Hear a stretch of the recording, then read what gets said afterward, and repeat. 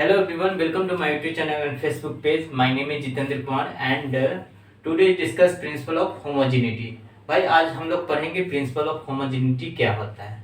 आप कंफ्यूज नहीं होना, हम लोग क्लास 11 का भी एक चैप्टर पढ़ रहे हैं जिसका नाम है यूनिट एंड डायमेंशन, और क्लास 12 का भी लेक्चर हम चला रहे हैं इस चैनल पे जिसका नाम है रे ऑप्टिक्स। ठीक है, तो आज हम लोग क्लास 11 का देखेंगे जिसमें हम लोग यूनिट एंड डायमेंशंस पढ़ रहे थे। आज हम लोग देखेंगे कि यूनिट एंड डायमेंशन जिसमें डायमेंशन निकालना देख लिए थे, आज हम लोग देखेंगे कि भाई प्रिंसिपल ऑफ होमोजेनिटी क्या होता है। चलिए हेडिंग्स लगाइए, principle of homogeneity. Principle of homogeneity भाई हिंदी में इसको कहते हैं समता का सिद्धांत। ठीक है, इसका डेफिनेशन होता है only those physical quantity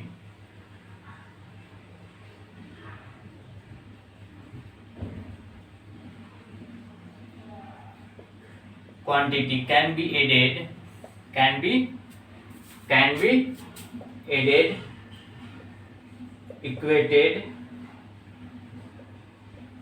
and subtracted।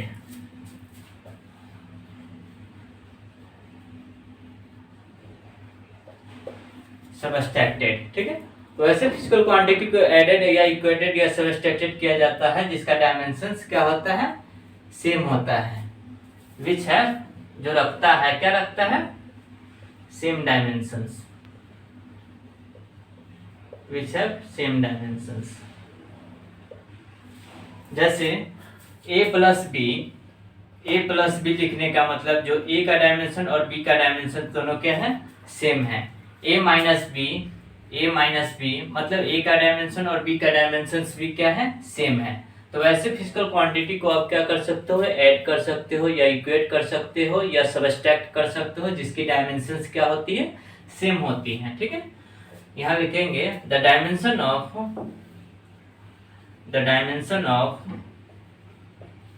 all the terms on both sides, all the terms written on both sides of equations of a correct equations should be same। कहता है कि dimension of all the terms मतलब सभी terms का dimensions written लिखा जाता है on both sides correct equations. जैसे कि a प्लस बी, जैसे कि हमें a प्लस बी का डायमेंशंस क्या है, सेम है। a प्लस बी का डायमेंशन सेम है तो ये c प्लस डी का भी डायमेंशन सेम होगा। अगर लेफ्ट हैंड साइड डायमेंशन अगर सेम आता है और right hand side dimension same आता है तो इस इक्वेशन को क्या बोलेंगे, ये करेक्ट इक्वेशन है। कैसा इक्वेशन है, करेक्ट इक्वेशन है। अगर डायमेंशन लेफ्ट हैंड साइड का कुछ और आया और राइट हैंड साइड का कुछ और आया मतलब डिफरेंट आया तो हम लोग क्या कहेंगे, ये इनकरेक्ट इक्वेशन है। ठीक है, चलिए आइए क्वेश्चन से हमें क्लियर समझ में आएगा। एक क्वेश्चन लेते हैं। एक क्वेश्चन है कि भाई y equal to A plus B T square, जहां पे y क्या है, हमारा डिस्प्लेसमेंट है और t हमारा क्या है भाई, टाइम है। ठीक है, तो यहां से हम लोग लिख सकते हैं, क्या निकालोगे आंसर क्या होगा, y इक्वल टू मतलब बोले थे कि प्रत्येक टर्म का डायमेंशन क्या होता है, सेम होता है। तब इक्वेशन को क्या किया जा सकता है, एडेड किया जा सकता है, इक्वेटेड किया जा सकता है और सबट्रैक्टेड किया जा सकता है। तो हम लोग y बराबर 80 यहाँ पे करता है कि फाइंड, मान लो कि फाइंड a एंड b का मान हमसे पूछ रहा है। तो हम लोग लिख सकते हैं, क्या लिख सकते हैं, y बराबर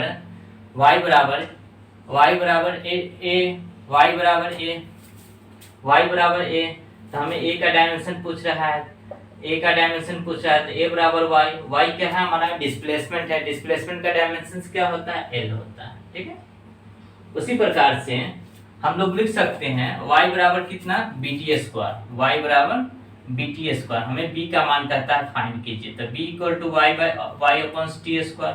y हमारा क्या है, डिस्प्लेसमेंट है, डिस्प्लेसमेंट का डायमेंशन क्या हो जाएगा l, और टाइम का डायमेंशन t, यहाँ स्क्वायर है तो यहाँ भी स्क्वायर हो जाएगा, मतलब इसका डायमेंशन क्या हो जाएगा L T square, L T के पावर -2। अगर इसको अरेंज करके लिखोगे तो क्या हो, लिखोगे m0 l0 t के पावर -2, और इसको अरेंज करके लिखोगे तो क्या लिखोगे m0 l के पावर 1 t के पावर 0। ये देखो दोनों इक्वेशन लेफ्ट हैंड साइड और राइट हैंड साइड का डायमेंशन सेम है, डायमेंशन सेम नहीं है, तो ये इक्वेशन कैसा है, इनकरेक्ट इक्वेशन है। ठीक है,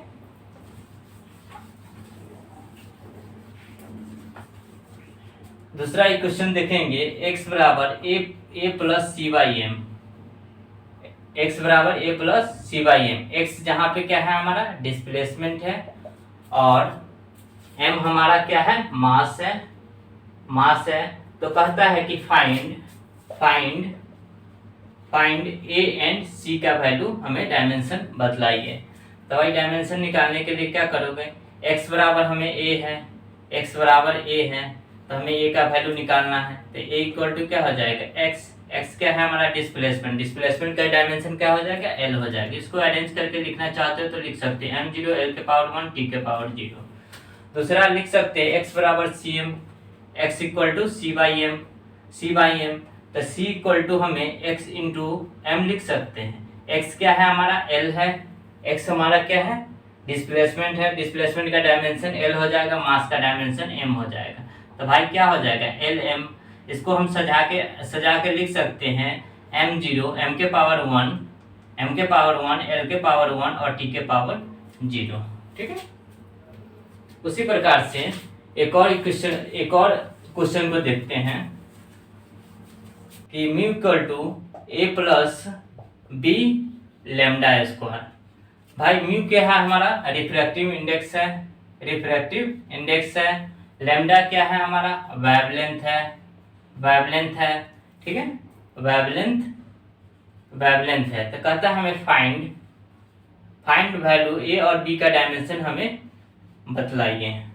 तो भाई क्या लिखोगे, म्यू इक्वल टू हम लोग a लिख सकते हैं, म्यू इक्वल टू a, तो a इक्वल टू हम म्यू हो जाएगा, a इक्वल टू म्यू क्या होता है रिफ्रैक्टिव इंडेक्स एक डायमेंशन लेस क्वांटिटी होता है।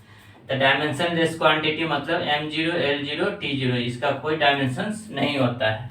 दूसरा हम देखेंगे mu equal to b by lambda square, mu equal to हम लिख सकते हैं b बाई लेमडा स्क्वायर, तो b इक्वल टू क्या हो जाएगा mu into lambda square. Mu क्या है हमारा रिफ्रैक्टिव इंडेक्स है, जिसका डायमेंशन नहीं होता है, मतलब m0 l0 t0 ये डायमेंशन लेस क्वांटिटी होता है। लेमडा एक वेवलेंथ होता है, वेवलेंथ को किससे मेजर करोगे, लेंथ ही होता है भाई l, तो l स्क्वायर क्या हो जाएगा इसका डायमेंशन, आप इसको अरेंज करके लिख दो m0 l के पावर 2 t के पावर 0। देखो ये डायमेंशन और ये डायमेंशन क्या है, LHS और RHS क्या बराबर है, नहीं बराबर है, तो ये इक्वेशन कैसा होगा, इनकरेक्ट इक्वेशन होगा। ठीक है।